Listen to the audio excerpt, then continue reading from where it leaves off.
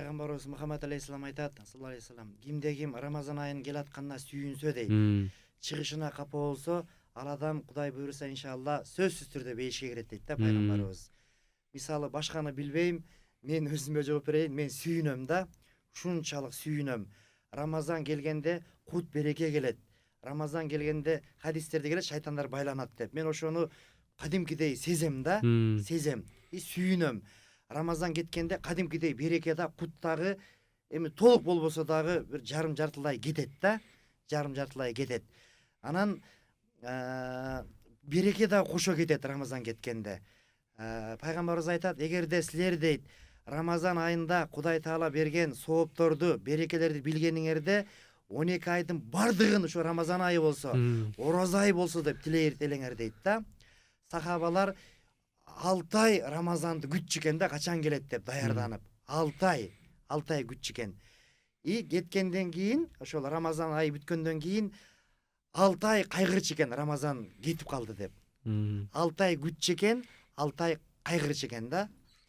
Ошон үчүн мунун эми албетте Аллах Таала баарыбыздын жүрөгүбүздү ачсын, айта берсе өтө көп чексиз сооптору бар да. Азыр мисалы гастрит, язва, жана башка бир толтур оорулар болуп атпайбы?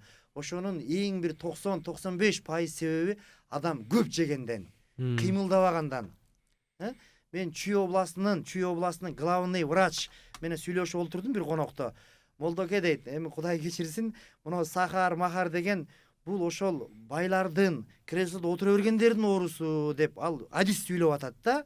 Стройкада жүргөндөр, мындай бир стройкада жүргөндөр, дыйканчылыкта жүргөндөр жолобойт экен да. Анан бул пайгамбарыбыз айтканда, эмени ашказанды 3кө бөлгүлө дейт.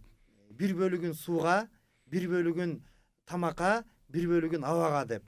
Анан ошолго бул эң жакшы экен да. Адамдар мисалы голодание кылып атышат, жалаң суу ичип. Бул жакшы дейт. А биз суу дагы ичпей 16-17 саат жүрүп атабыз. Бул эң бир ден соолукка өтө чоң, өтө зор пайдасы бар да. А мисалы биз эми жалпак тил менен кыргызча жөнөкөйлөштүрүп айтканда, мисалы жуунбай койсок бир жумада денебиз сасып кетет. Туурабы? Тишибиз жубасак тишибиз сасып кетет. Үйлөрдү актеп крастеп турбасак кирдеп калат, башка болот.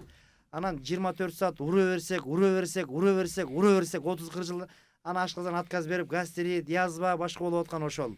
Бөйрөк оорулар мисалы көбөйүп кетти бизде азыр. Бир Кудай сактасын, 1,5-2 миң адам ачык айтканда дара тушата албай, гемодиализ аппаратта жатат. Көбүнчө ошол суук тийген тигүү дейт. Ошо суук тийгенге дагы орозо жакшы экен да. Орозо жакшы экен. Мен өзүм да мисалы бөйрөгүм ооруйт, бирок 25-26 жылдан бери орозо кармайм. Орозо ошол кадимкидей дарыланып калам да, орозо кармаганда. Ошон үчүн мунун айтып бүткүс касиеттери бар да.